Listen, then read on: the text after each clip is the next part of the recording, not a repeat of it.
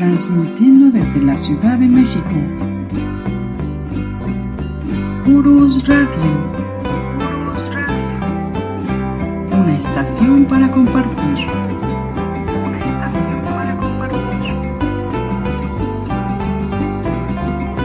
Urus Radio.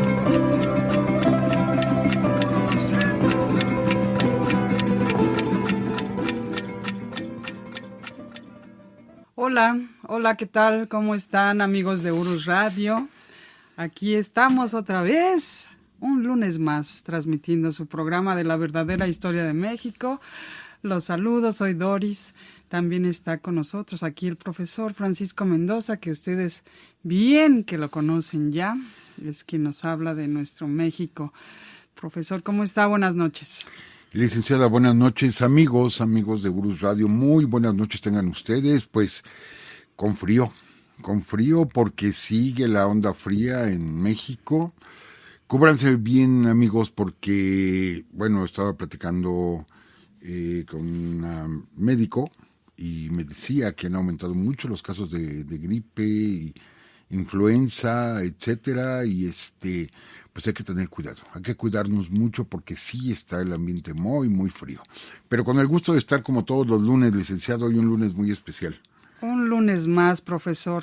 Hoy estamos a 22 de diciembre de 2025, como dice el profesor, un día muy especial. ¿Por qué un día muy especial? Se conmemoran varias cosas. Primero, bueno, yo creo que el profesor nos va a mencionar sobre el fusilamiento de Morelos, profesor, que son 210 años que se cumplen. Exactamente, hoy se cumplen 210 años de la muerte del generalísimo José María Morelos. Hasta nos iluminamos hablando de Morelos. Sí, amigos, recientemente estuvimos en el Palacio de Minería, pueden ustedes, ya está arriba la conferencia, ¿verdad? Bueno, lo pueden ver en Palacio de Minería, pero todavía en Spotify todavía no. Pero en la página de Palacio de Minería pueden ustedes ver, si gustan, acompañarnos en esa conferencia, ya está ahí, donde platicamos sobre José María Morelos, parte de su vida y sobre todo el momento de su fusilamiento ahí en San Cristóbal de Ecatepec. Entonces, pues una muerte muy trágica para el movimiento de independencia, rodeado de grandes personajes como Mariano Matamoros, Hermenegildo Galeana, Nicolás Bravo, Vicente Guerrero, Guadalupe Victoria, Manuel Mier y Terán, etcétera. O sea, gente muy importante de la que se rodeó el generalísimo. Y bueno, hoy se cumplen 210 años. Y como cerramos la conferencia allá en el Palacio de Minería, pues donde quiera que se encuentre, muchas gracias, porque dio su vida por todos nosotros. Muchas gracias al generalísimo. Así es, muchísimas gracias. Y también el día de hoy, bueno, empezamos con el invierno en sí, empezó el día de ayer, profesor. Sí, precisamente, o sea, exactamente comenzó ayer. Sí. Y estamos hablando del solsticio de invierno. Y ahorita alcancé a ver algunos mensajes que nos enviaban de Mexicali, de Tijuana, y un amigo, no alcancé a ver su nombre, que decía feliz cumpleaños a Huitzilopochtli. Efectivamente, es el cumpleaños de Huitzilopochtli, el dios de la guerra entre los mexica. Y hay que explicar algunas situaciones de esas porque, bueno, estamos en la serie de gastronomía, Gastronomía en México, la historia. Y bueno, algo que es muy tradicional en estas fiestas, aparte del festejo religioso, pues es la riquísima gastronomía. Amigos, tengo que confesar que me he estado cuidando mi peso, he bajado de peso. Pero en estas fechas, amigos, híjole, creo que escogí el peor momento porque pues voy a romper la dieta. ¿Quién se puede resistir, amigos, a esa deliciosa comida de esta temporada? ¿Quién se puede resistir? Son delicias de nuestra gastronomía, de las cuales vamos a platicar un poquito el día de hoy, del origen de la Navidad, etcétera, y por qué este festejo. Y bueno, en estos días ustedes saben que también somos actores, entonces estuvimos en temporada de pastorela. Y la temporada de pastorela es muy bonita, vamos a platicar hoy del origen de las pastorelas. Es muy bonita, pero amigos, cada función de pastorela, como vamos a barrios, vamos a colonias, a veces en algún teatro, en alguna iglesia, amigos, son tamales, ponche, atole, hojaldras, pozole, no, todas las noches, y luego que los amigos, las amigas, llévense su itacate, y llévense un poquito, y pues venimos con comida que al otro día repetimos. Es riquísimo el recalentado, riquísimo, a mí me gusta más el recalentado. Y bueno, pues sube uno de peso, amigos, es inevitable, caramba, pero bueno, contentos de estar en esta fecha, licenciada. Así es, profesor, estamos listos para escuchar el episodio número 16 de esta serie de Historia de la Gastronomía en México. Así es una fecha muy importante, amigos, y bueno, me adelanto un poquito, licenciada. Adelante, profesor. Amigos, estamos todavía tramitando, pero a mí me da mucho gusto porque nos invitaron para el próximo 26 de enero. Les digo, todavía se está tramitando, no está confirmado, pero ya tenemos la invitación, estamos ajustando detalles para estar en La Piedad, Michoacán. Sí, es el festejo, el aniversario de la ciudad, y nos hacen el honor de invitarnos por parte de la presidencia municipal para estar ahí en La Piedad, Michoacán. Les digo, estamos ajustando, todavía no está confirmado, nosotros les confirmamos, pero estaríamos en La Piedad, Michoacán. Entonces los amigos de los alrededores, Zamora, Abasolo, Pénjamo, Salamanca, Irapuato, León, bueno, tantas poblaciones, Yuriria, tantas poblaciones por ese rumbo. Si nos quieren acompañar, pues ahí estaremos. El tema va a ser la historia de La Piedad, en sí, de la población. Y les digo, les vamos a confirmar, pero por lo pronto ya está la invitación, ¿verdad? Así es que... Sí, así es. Ojalá estemos por allá, ya les avisaremos. Uh-huh. Y usted me dice, licenciada. Adelante, profesor. Bien, pues comenzamos, amigos, la Navidad o Natividad, que también se le conoce.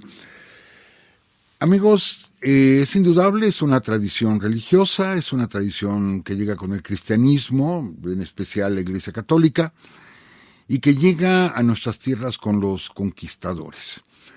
Curiosamente, amigos, en el año de 1526 ya habían llegado los 12 primeros frailes franciscanos, también conocidos como los 12 apóstoles de México.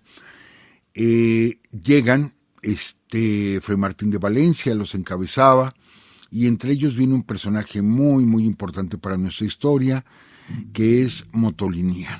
Fray Toribio de Benavente, mejor conocido como Motolinía, que Motolinía es una traducción al castellano de una expresión que hacían sobre todo los niños al ver a Motolinía muy pobre. Y sabemos que forma parte de los votos que hace un franciscano cuando ingresa a la orden, que es el voto de pobreza, ¿sí? Pobreza, castidad, obediencia, etcétera. Entonces ahí lo veían muy pobre, muy, muy pobre, y le decían Motolinía. Él les dice que qué le quieren decir con esto, y pues le explican que quiere decir que su apariencia es de una persona pobre. Entonces, pues al ser un voto de ser franciscano, pues a él le gusta el nombre y empieza también a autonombrarse Motolinía. Amigos, ellos llegan en 1524, y en 1526 Motolinía escribe una carta a Carlos V, y donde le pide autorización para celebrar por primera vez la Navidad en estos nuevos territorios, lo que sería la Nueva España. Y la respuesta es afirmativa, que puede celebrarlo. Las fuentes que tenemos no nos dicen cómo lo celebró. Solamente sabemos que lo celebró en Cuauhnáhuac, esto es en Cuernavaca, en la actual Cuernavaca, y fue en el año de 1526, en diciembre. No tenemos idea, a lo mejor solo fue una misa, o a lo mejor, no sé, un sermón especial, no sabemos. Pero la primera celebración se da en 1526, por lo que el año que entra se cumplen 500 años, amigos. Entonces, esta celebración que vamos a tener en unos días, ¿sí? El próximo miércoles, ¿verdad? El miércoles en la noche, pues es una celebración que cumple 499 años. Nosotros hemos cuidado mucho el respeto a las ideas religiosas de las personas que amablemente nos escuchan. Nosotros platicamos de la historia e independientemente insisto, de las creencias o de la fe que cada quien tenga, que es muy respetable para todos, pero hablamos de los hechos históricos. Entonces, hablemos de historia, amigos. No en pro, no en contra, ni es la idea difundir religiosamente estas ideas, o suprimirlas o reprimirlas, no. Simplemente es compartir la historia. Y bueno, todo esto de dónde nos llega, amigos. Hay que separar lo que es la Nochebuena, que es el día 24, con la Navidad, ¿sí? Que es el día 25. Entonces, la Nochebuena, o sea, en el transcurso de esa Nochebuena es cuando se da el nacimiento de Jesús. Aunque sabemos que ya por indagatorias, historiadores, arqueólogos, etcétera, pues no, Jesús no nació un 24 de diciembre. Se calcula que pudo haber nacido a mediados de marzo, ¿sí? No hay que olvidar, amigos, ahorita, después del calendario gregoriano, se toma como inicio del año el día 1 de enero. Pero anteriormente, el inicio del año, prácticamente en todas las culturas, incluidas las nuestras, ¿sí? Se daba en el equinoccio de primavera. Esto es por ahí del 21, 22, 23 de marzo, no siempre cae el mismo día. Acuérdense que estamos desfasados unas horas, ¿sí? Son 365 días, 5 horas, 50 y tantos minutos, lo que dura un año. Entonces, por eso se mueve de pronto el día del equinoccio. Pero ahí es donde comienza de nuevo su viaje el Sol, ¿sí? Es un calendario solar, hasta llegar hasta el otro extremo y luego regresar. Entonces hace ese viaje, equinoccio, solsticio y de nuevo equinoccio de primavera. Entonces, amigos, nuestros antepasados, ellos celebraban, por así decirlo, ¿sí? El nacimiento de Huitzilopochtli, el dios de la guerra. Estamos hablando de la cultura mexica, pero si hablamos de la cultura maya, la cultura mixteca, la cultura huasteca, tenían sus propias celebraciones. Les repito, o como lo hemos dicho aquí, eran extraordinarios observando el cielo y conocían estos ciclos. Les daban un simbolismo, obviamente, muy particular, pero pues coincidían, sabían que el ciclo duraba 365 días. Dentro del cristianismo se dividen los meses en 30 días, dentro de la visión prehispánica eran de 20 días, había 2 calendarios, etcétera. Entonces, se daba un festejo, ¿sí? El Panquetzalisti, que era un festejo donde se celebraba el nacimiento de Huitzilopochtli, que curiosamente duraba 9 días ese festejo, lo que ahorita son las posadas, precisamente. Son 9 días. En esos 9 días va a nacer Huitzilopochtli, ¿sí? Y se va a enfrentar, o sea, nace de Coatlicue y se va a enfrentar con su hermana Coyolxauhqui y la va a derrotar. Pero también se va a enfrentar contra los 400 hermanos que él tenía, que tenía Coyolxauhqui, los va a derrotar y va a llegar a la tierra, vamos a este mundo, ¿sí? Y esto se celebra aproximadamente por el día 15, si mal no recuerdo, licenciada, es del 6 al 15, ¿verdad? El festejo en diciembre de Huitzilopochtli, si mal no recuerdo.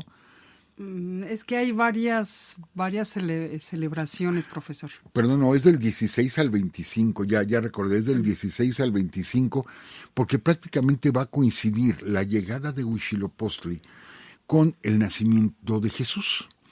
No olvidemos, insisto, que Jesús nace en marzo, pero a partir del año 400, o sea, el siglo V, la Iglesia Católica fija el nacimiento de Jesús para las fiestas del dios Saturno, ¿sí? Para que coincidan las fiestas, por eso se mueve al 24 de diciembre. Les digo, históricamente no nació en esa fecha, pero lo mueven en el siglo V, en el siglo V, y se queda como 24 de diciembre. Y cuando llegan los evangelizadores aquí, pues resulta que el 25 era una gran fiesta aquí. ¿Por qué? Porque era la llegada de Huitzilopochtli. Les digo, aunque los festejos comenzaban 9 días antes. ¿Notan, amigos, ese tremendo sincretismo que se da? O sea, esas casualidades entre dos ideas completamente opuestas y que van a formar una sola idea.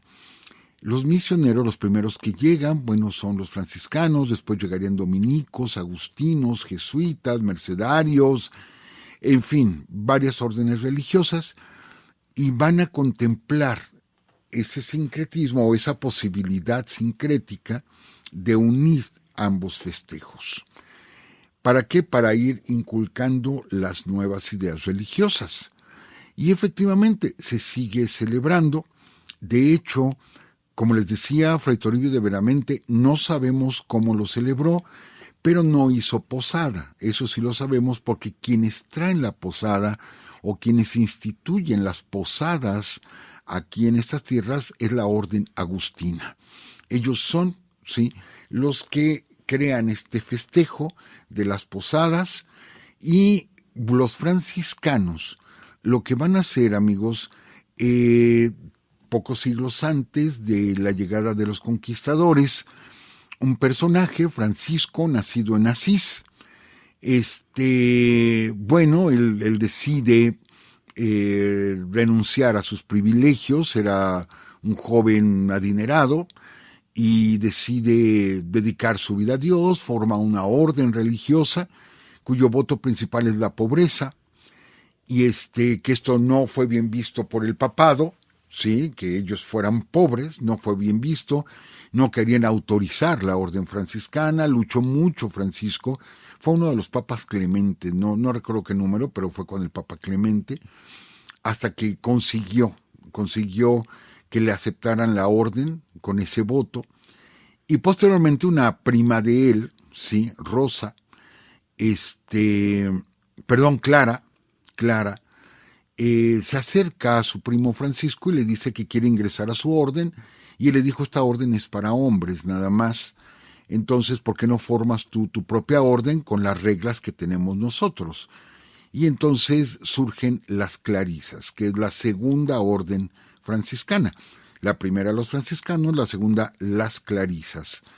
Se convierte en Santa Clara, y posterior a eso, otras personas se acercan a Francisco porque quieren ingresar a la orden, pero no quieren dejar su vida seglar, por así decirlo.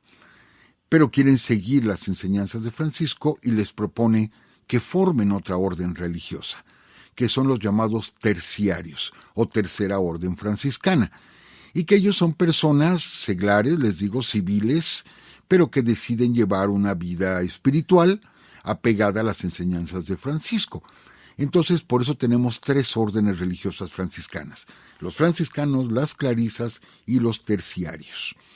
Y que van a ser importantes porque van a llegar aquí años después, más de 1000 años después, más de 200 años después, llegan estas órdenes a estas tierras, y pues los terciarios van a ser importantes, las clarisas no se diga, y los franciscanos igual. Francisco de Asís, según la tradición, amigos, él para predicar y evangelizar en la región de Asís, allá en Italia, él para explicar los misterios del nacimiento, de la anunciación, el nacimiento de Jesús, etc., idea vestir a algunos aldeanos como pastores y crear un nacimiento viviente en la boca de una cueva. Y hace que el pueblo desfile por enfrente de este nacimiento viviente mientras él explicaba lo que son los misterios. Porque hay cosas que, bueno, no tienen una lógica científica y se les considera como misterios de fe, ¿sí? O sea, se debe de creer por fe nada más, como el que la Virgen quedara encinta siendo virgen, o diera a luz y se mantuviera virgen, etcétera. Son misterios y que se respetan por fe, ¿sí? Por eso les digo, vamos a respetar esas ideas. Entonces, para explicar todo eso que era tan complicado, se le ocurre el nacimiento. Bueno, a partir de ahí los franciscanos no utilizaban personas, pero sí utilizaban figuras y armaban un nacimiento.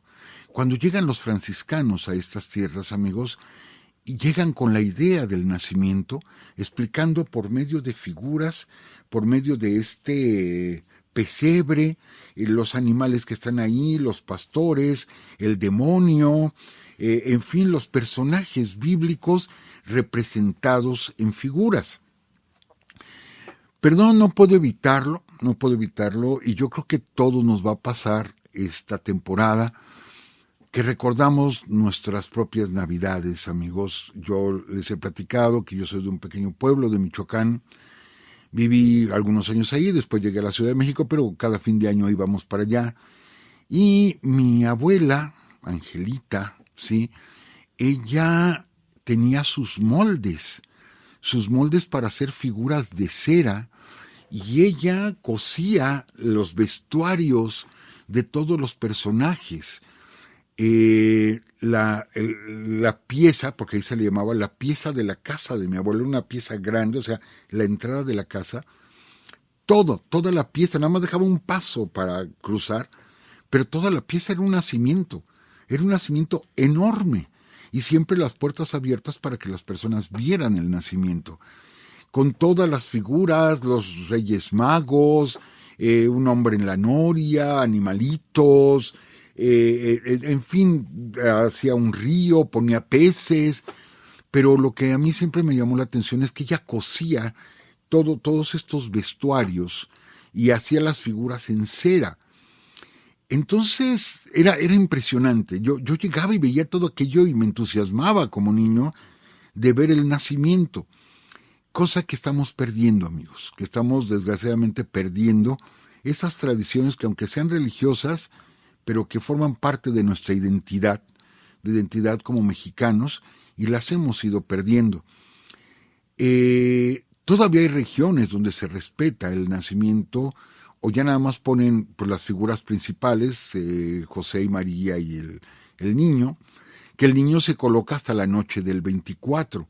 Y yo llegué a estar en celebraciones ya como adolescente, de arrullar al niño. Se arrullaba al niño el 24 en la noche porque era su nacimiento, y hacíamos compadrazgos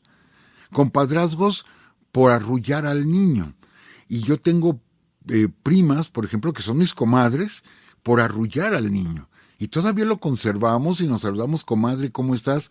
Porque hace 50 años que estábamos niños, arrullamos a un niño. Entonces, les digo, esas costumbres desgraciadamente pues se han ido perdiendo. No podemos negar que la Navidad en México es totalmente sincrética, con varias culturas, con varias tradiciones y folclore. Pero bueno, los misioneros llegan, traen consigo los nacimientos para explicar estos misterios. Y surgen las posadas con los agustinos, que son 9 posadas, un día que va representando cada día del embarazo de la Virgen hasta el nacimiento de Jesús, y surgen las pastorelas.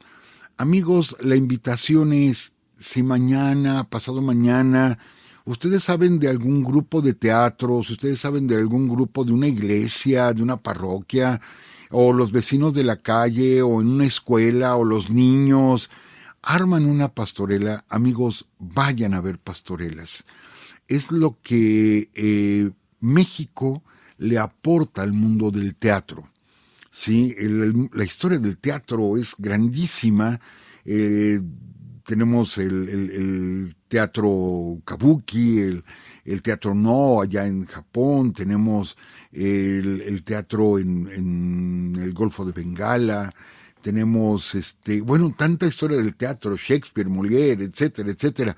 Pues México lo que aporta son las pastorelas, que es una historia, siempre es la misma historia, amigos, siempre va a ser la misma historia, el bien contra el mal, el diablo contra alguno de los arcángeles, ya sea Miguel, Rafael o Gabriel, y va a evitar que los pastores lleguen a Belén para adorar al niño Dios, para que no se cumplan las profecías y no se convierta en el Mesías. Durante mucho tiempo se realizaron estas pastorelas durante los 9 días de las posadas. Era peregrinar, era ir con las velas, era ir con cánticos, o sea, era muy litúrgico, sumamente litúrgico. Todavía tenemos algunas regiones en nuestros queridos estados de Oaxaca y Guerrero donde se realizan estas peregrinaciones, donde todos representan a los pastores sin vestuario ni nada, pero hacen esta procesión. Y curiosamente, y eso me encanta, sí me encanta, como en algunas regiones, les digo, de Guerrero, de Oaxaca, hay quien interpreta a los diablos que van a utilizar los 7 pecados capitales para evitar que los pastores lleguen a Belén a adorar al niño Dios. Y en algunas regiones, amigos, yo sé que nuestros amigos ahorita en el chat, algunos nos van a confirmar esto. Por ejemplo, por ahí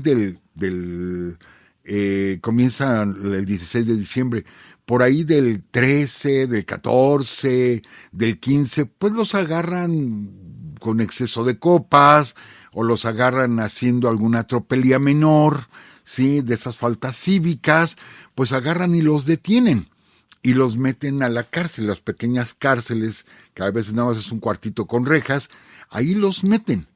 Y como parte de su castigo, entre comillas, ellos se van a convertir en los diablos que van a tentar a los pastores. ¿Dónde está el castigo? Nos dije, ay, qué padre, pues me van a tener 3 días y me van a dar de comer ahí y luego voy a salir a tentar a los pastores. No, que los peregrinos llevan lazos y cuando se les acerca un diablo les dan de lazazos, ¿sí? Y es parte de la diversión, que obvio, se llevan sus buenos, ¿cómo se llama? Moretones, ¿verdad? Se llevan sus buenos moretones, pero esto es por andar tomando y andar haciendo alguna barbaridad. Son tradiciones de nuestro México. Y como hemos dicho en otras ocasiones, nuestro México es grandísimo, grandísimo. Sí, entonces hay tradiciones en todas las regiones. A mí me encanta esta tradición.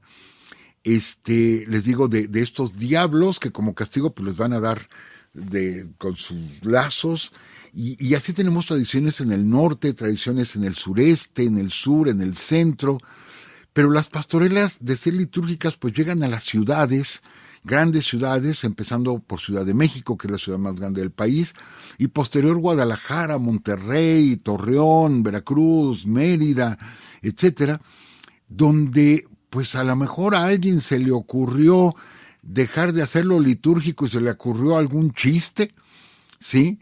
Y pues la gente se rió y de pronto otro y otro y otro, y ahorita las pastorelas son divertidísimas, amigos, divertidísimas, porque el juego escénico es ver qué se le va a ocurrir al diablo para poder tentar a los pastores, y les hace cada diablura. Sí, es la misma historia, el diablo va a perder al final la batalla contra el ángel, y los pastores van a llegar a Belén, y se abre la gloria, y etcétera, pero la diversión, amigos, quien se lleva la pastorela es el diablo. Todos nos divertimos viendo al diablo, todos los desfiguros que hace.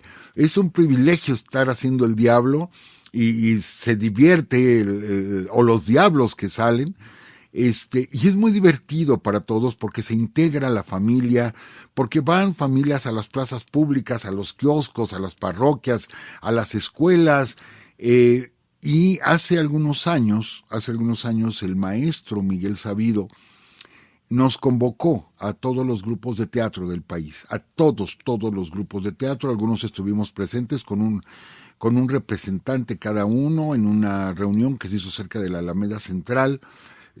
Había ahí muchísima gente, cientos de personas, y otros, pues, por medio de mensajes, etcétera, se convocó para que todos los grupos de teatro de México pusieran pastorelas a fin de año.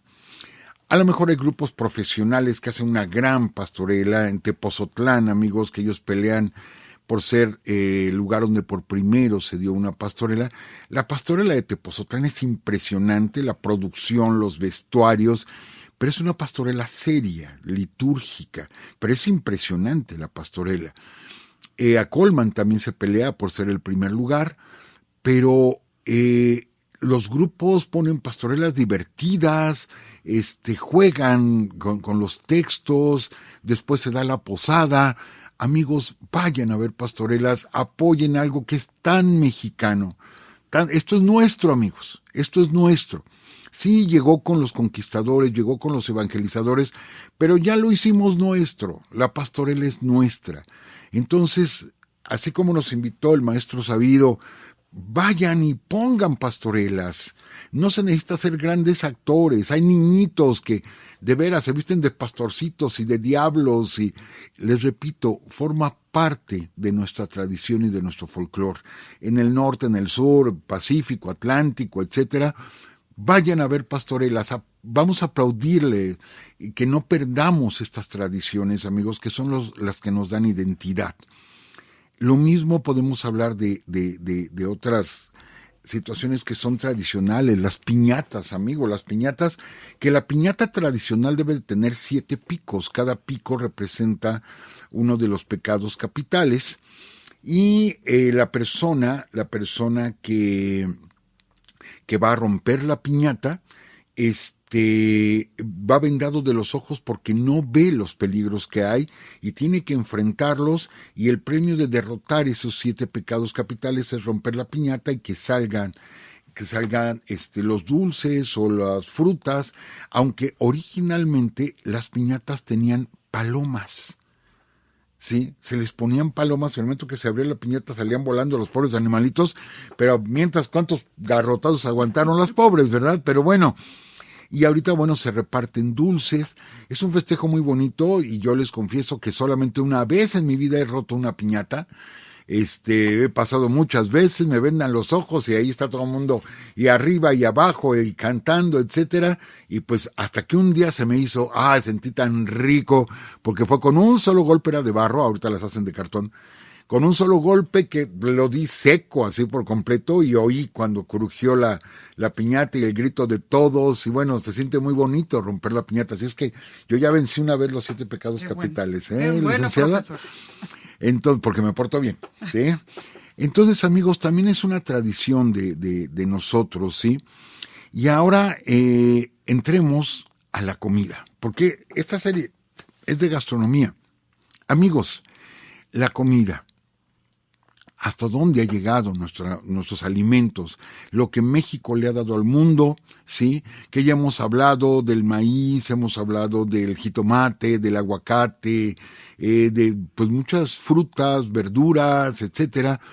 Pero hay algo que es tradicional prácticamente en todo el mundo, excepto en el Islam, ¿sí? Que es el pavo. Que realmente, sí, no se llama pavo. Es huexolotl, y que significa gran ave monstruosa. Pero a ver, vamos a tener cuidado.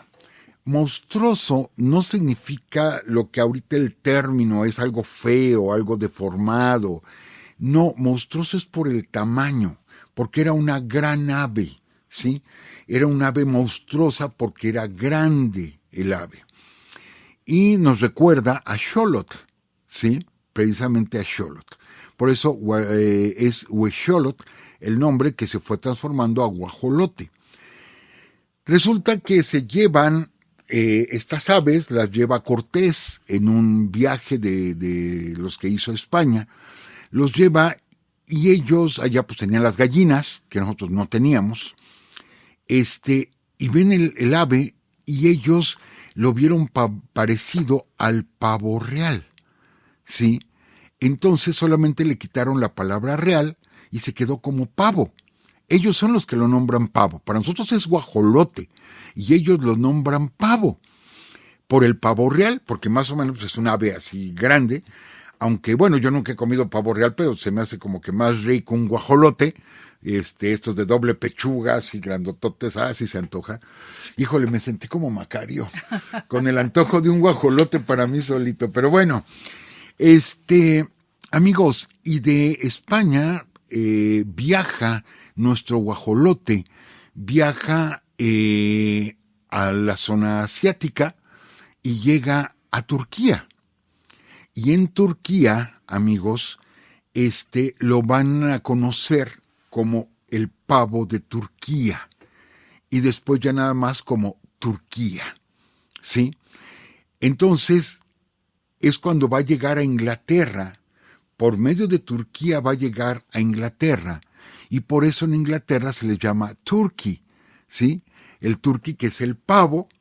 O sea, en España le dicen pavo, nosotros le decimos guajolote, pero llega a Inglaterra como el turkey, ¿sí?, de Turquía, y viaja con los primeros colonos en el siglo XVII y llega a los Estados Unidos y ellos lo ven y es el turkey, ¿sí?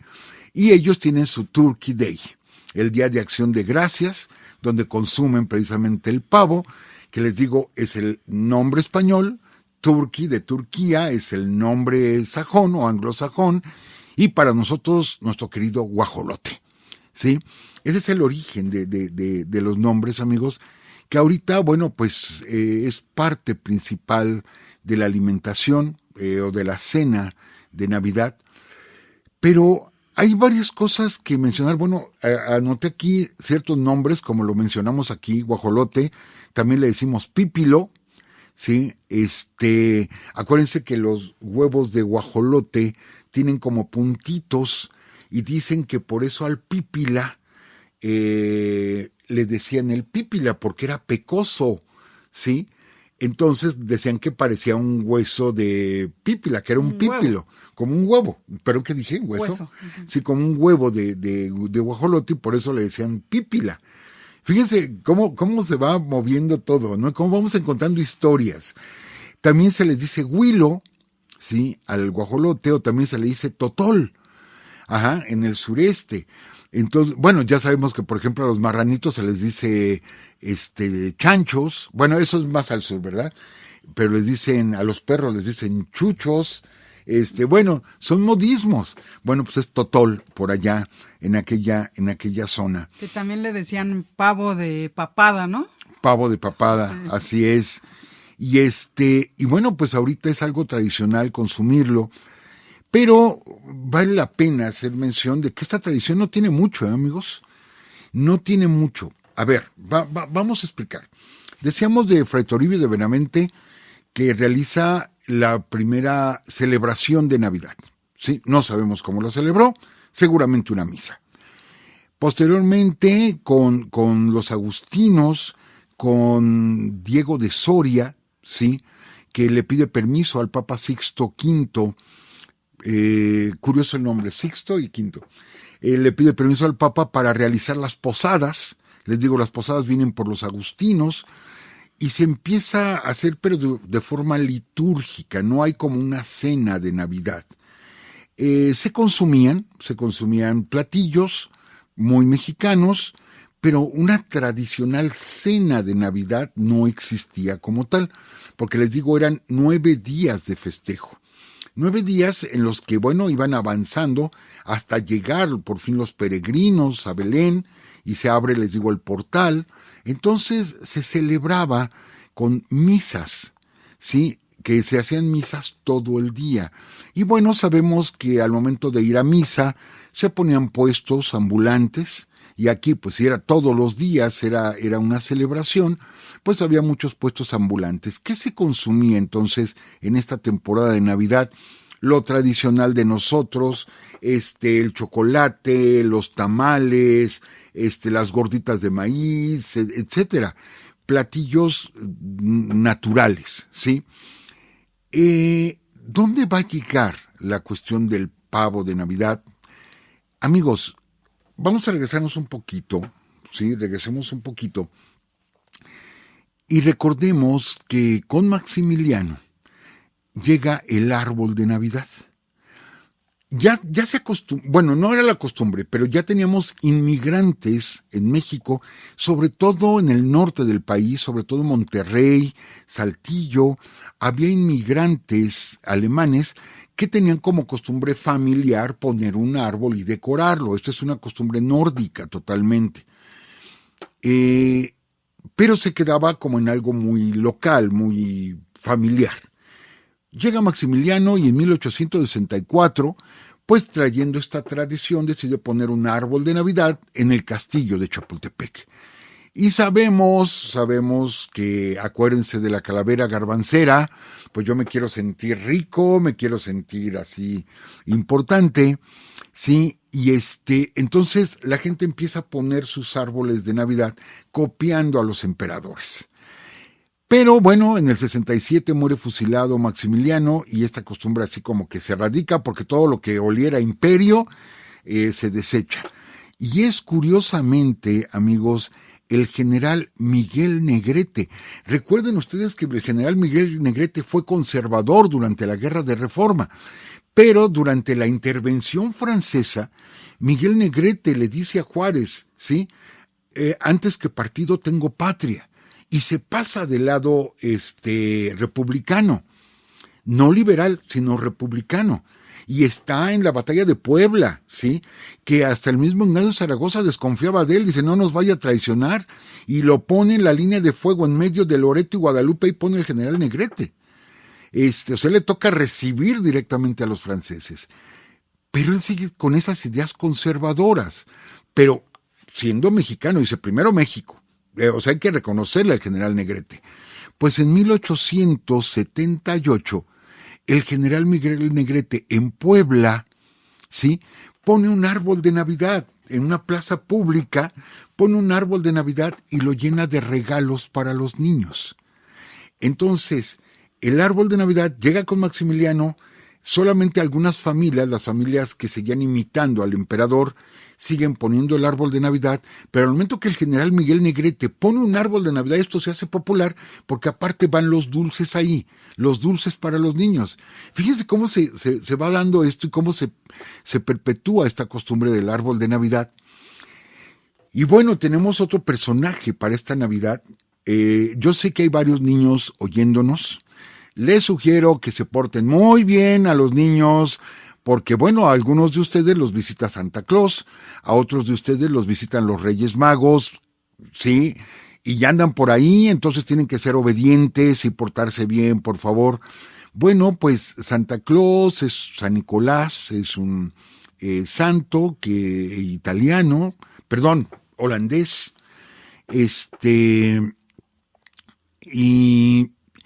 y bueno, en alguna ocasión va, según la tradición, hay muchas historias, hay 3 hermanas que van a casarse, pero no tienen dote. En ese tiempo se acostumbraba la dote, dársela también, como lo hizo Carlota con Maximiliano, darle su dinero a Maximiliano. No tenían dote para casarse, entonces estaba nevando, habían mojado su ropa, sus calcetas o calcetín, no sé, y las habían puesto a secar en la chimenea, y de pronto este fraile, Nicolás, que después sería santo, se entera de la desgracia de estas mujeres y toma unas monedas y las mete por la ventana y caen las monedas en estos calcetines, ¿sí? Y con esto ellos tienen una dote para poderse casar. Entonces, a partir de ahí surge la tradición de poner la bota o poner el calcetín para que ahí lleguen los regalos de Santa Claus, o posteriormente poner la cartita de los Reyes Magos en el zapato, sí, porque van a llegar los Reyes, y bueno, la cartita o la petición va en el zapato. Niños, si no ponen zapato, no les van a traer nada a los Reyes, porque ellos buscan el zapato. Por favor, que esté bien boleadito, bien limpiecito sus tenis, los van a ver los Reyes. Imagínense lo que van a ver ahí si está todo sucio. Entonces limpien bien su zapato, pongan ahí su cartita y seguramente les van a traer, dependiendo si se han portado bien, les van a traer sus obsequios y regalos. Salvo una ocasión, tengo que decirlo, en 1930, pues no llegó ni Santa Claus ni los Reyes Magos a México. Por orden presidencial, sí, Emilio Portes Gil da la orden de que no venga Santa Claus y no vengan los Reyes Magos, y él invita a Quetzalcóatl a que le entregue sus juguetes a los niños.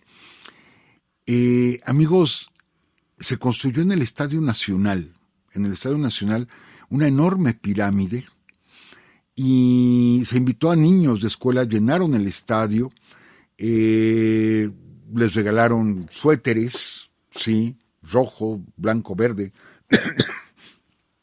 y de pronto apareció,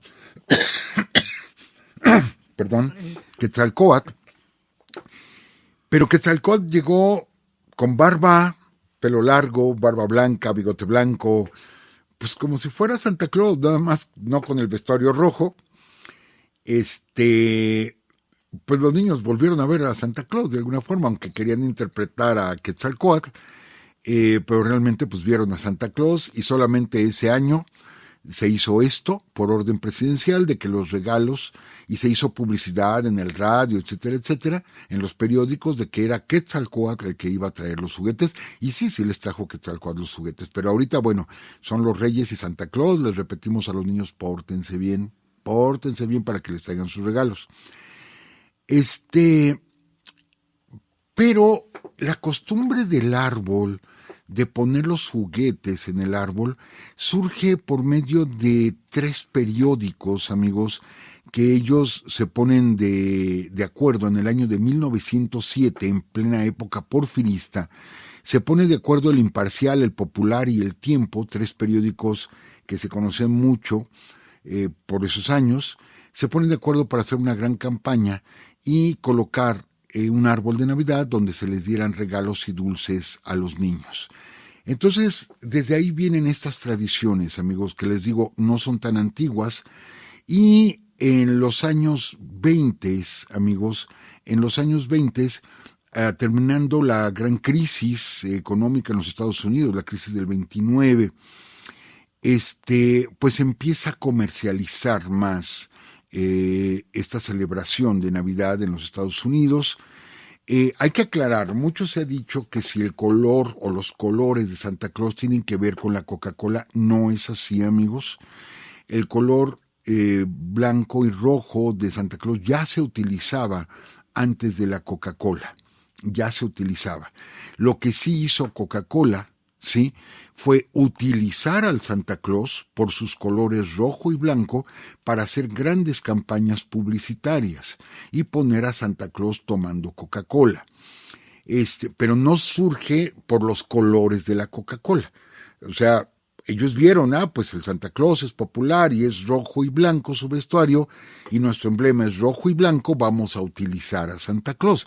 Entonces se hacen grandes campañas y se internacionaliza Santa Claus, que viene del norte de Europa, llega a los Estados Unidos, pero a partir de esa gran campaña mundial, ¿sí? O bueno, en los países donde se comercializaba la Coca-Cola, pues la unen con la imagen de Santa Claus. Pero es que mucho se ha dicho, los colores de Santa Claus surgen de la Coca. No, no es así, amigos. Desde 1896 ya se utilizaba el rojo y el blanco en el vestuario de Santa Claus, o sea, 35 años antes. Pero sí, Coca-Cola sí unió su publicidad a la de Santa Claus.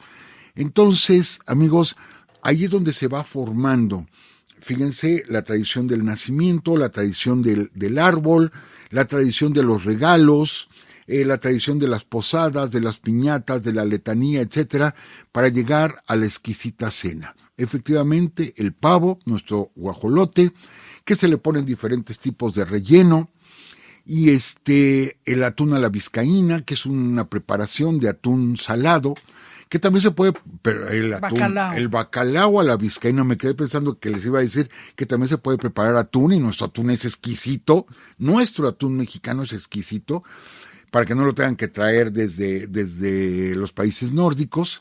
Pero bueno, tradicionalmente es el bacalao que viene salado, hay que desalarlo, hay todo un proceso para preparar el bacalao a la vizcaína, que es de Vizcaya, pues España, esta receta. Pero tenemos algo que no puede faltar en nuestras mesas, amigos, ¿sí? Que son los romeritos, que son de esta época, los romeritos son exquisitos, son nuestros, totalmente nuestros, amigos.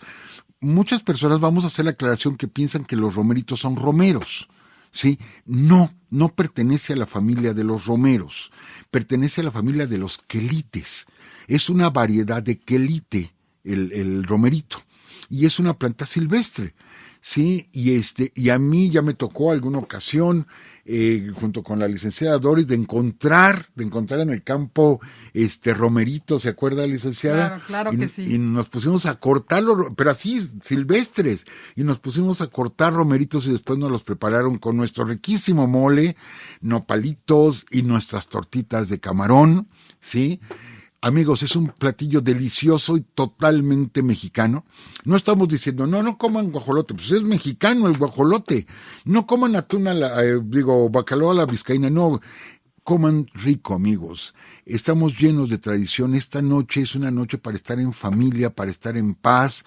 Igual, se consume mucho alcohol. Bueno, si van a brindar nuestros vinos, amigos, el vino mexicano está a la altura de los mejores vinos. Consumamos lo nuestro, amigos, porque tenemos mucho que dar. Antes se acostumbraba a la sidra, que también tenemos sidra aquí en Puebla. La sidra es exquisita, si no quieren consumir alcohol, la sidra. Y si no, hay excelentes vinos mexicanos en Querétaro, en Chihuahua, en muchísimos estados de nuestro país. Más de la mitad de los estados de nuestro país producen vino. Y tenemos, les digo, excelentes vinos premiados en varios festivales del mundo. Bueno, pues vino mexicano, amigos, y con estos platillos que ya ahorita mencionamos, entre otros, porque va a estar el espagueti, que es italiano, va a estar las ensaladas, la ensalada de manzana, la ensalada de zanahoria, la ensalada de manzana, que por cierto le gusta mucho a la licenciada, ¿sí? La ensalada rusa también, ¿no? La ensalada rusa, bueno, tantos platillos para esa noche. Y no se pierdan el recalentado, amigos. El recalentado es lo más rico que puede haber. O sea, cenamos muy rico, pero el recalentado, wow. Y el tradicional ponche. Nuestra bebida, esta es nuestra también, el ponche. Efectivamente llegaron con los conquistadores las bebidas preparadas con frutas. Pero la combinación, porque hay frutas que son naturales, como el tejocote, naturales de nuestro país, como la guayaba, y ya me hizo la corrección la licenciada, el tamarindo no es de nosotros, aunque aquí se siembra mucho. Y no sé si ustedes sepan que hay como un dicho de que aquel que siembra tamarindo nunca lo va a probar, porque el tamarindo tarda muchísimos años, muchísimos, en dar fruto. Entonces normalmente alguien que siembra un tamarindo no va a probar el fruto porque tarda 60 años o algo así en dar fruto. Entonces el fruto que estamos comiendo, una deliciosa agua de tamarindo o que lo ponen en el ponche, pues es un fruto que es más antiguo que nosotros muchísimas veces. Y pues que ya lo hemos hecho nuestro, aunque no es de origen de nosotros. La caña, que bueno, esa llegó con los conquistadores, y le ponen jamaica. En fin, es una delicia el ponche, es una verdadera delicia. Se utiliza mucho el piloncillo para endulzar. La colación, amigos, la colación, que son dulces. En fin, es ¿cómo le podría decir? Es un festejo gastronómico, nuestra Navidad y posteriormente el Año Nuevo. Entonces, la invitación, amigos, es que pásenla muy bien. Sí, pásenla en unión de su familia. Si les toca estar solitos, cómprense su pierna de pavo y cózanla, o ya las venden preparadas en muchos centros comerciales y por algún motivo están solitos, que les tocó cuidar la casa, no sé, o estar en el trabajo, pero vamos a compartir todos, amigos. La Navidad es en todo el mundo, o en todo el mundo cristiano, pero México le ha aportado mucho la Navidad. Sí, nuestros productos, nuestras tradiciones. Le hemos aportado mucho este festejo, independientemente del carácter religioso que tenga, le hemos aportado mucho. Y es la integración de la familia, ¿sí? El ver a los seres queridos, se han mezclado con nuevas tradiciones, efectivamente, pero no dejamos que se pierdan las nuestras, amigos. Por eso hace rato me permití recordarles pues detalles de mi infancia, de cómo veía yo los nacimientos. Y sí, es una noche especial, una noche muy espiritual, y posteriormente viene el Año Nuevo, que platicaremos un poquito la próxima semana, que cerraremos ya esta serie de la gastronomía, hablando de los festejos de Año Nuevo, restaurantes famosos, etcétera. Y pero pues por parte de nosotros, de Urus Radio, porque varios de nuestros amigos han escrito en los mensajes, si usted los ha leído, licenciada, que somos una gran familia, amigos. Pues les deseamos una feliz Navidad, ¿sí? Y un próspero, muy, muy próspero año 2025. Bueno, esto lo diremos el próximo lunes, pero por lo pronto una feliz Navidad. Pásenla bien, cuídense mucho, recuerden, todo con medida, nada con exceso, vamos a cuidarnos. El sobrepeso sobre todo, porque insisto, va a estar difícil con nuestra rica gastronomía. Pero cuídense mucho, amigos, no abusemos del consumo de alcohol, no provoquemos un accidente o no nos accidentemos nosotros. Llevamos en el volante la vida de nuestros seres queridos, entonces vamos a cuidarnos. Y si voy solito, alguien me está esperando, amigos. Entonces, seamos prudentes, que la pasen muy bien, y un abrazo para todos ustedes por parte mía y pues, obviamente de la licenciada, ¿verdad? Sí, claro que sí. Me agarraron escribiendo, pero sí. Les mandamos un fuerte abrazo, que la pasen muy, muy bien, amigos, en compañía de todos sus seres queridos, de toda su familia. Pásenla excelente. Y sí, sabemos que es una época de reflexión. Que, bueno, de alguna manera, profesor, lo comentábamos hace rato, que esta cena de Navidad es más actual, ¿no? Más que, más o menos, ¿qué podría decirse? Del siglo XX, ¿no? De los 30, 40 del siglo XX, no ha cumplido ni 100 años lo que es la cena de Navidad. Ya vimos que Posadas y todo esto sí tiene 500 años, mucho. Pero la cena es algo muy reciente. Muy reciente. Y pues hay que estar, hay que estar con la familia.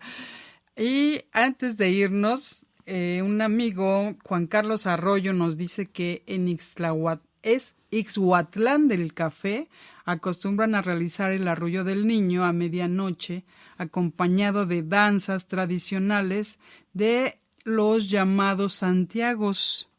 Y fíjese, son representaciones de la lucha de moros con cristianos, y tienen máscaras de madera y en forma de diablo. Entonces, qué ganas de verlo, sí, ganas de verlo. Algún día nos iremos por allá a conocer estas tradiciones que, bueno, son muy de Ixhuatlán. Sí, Ixhuatlán del Café. Gracias, Juan Carlos Arroyo. Y también nuestro amigo Miguel Pérez dice que en Turquía se llama hindi al guajolote porque a ellos les llegó de India. Fíjese, y en India le llaman Perú. Porque les llega del sur, del Perú. Así es. Entonces, fíjese cómo fue recorriendo todo hasta que regresó acá a América, ¿no? Regresó a América, sí, porque no es solamente de aquí de México, o sea, el guajolote se da en Mesoamérica, pues. Es que son varias cosas, profesor, sobre todo esa ceremonia del Pan Quetzalistli. Bueno, yo sabía que era una ceremonia donde igual se honraba a Huitzilopochtli, pero se hacía una estatua con amaranto, ¿sí? Amaranto y miel de maguey.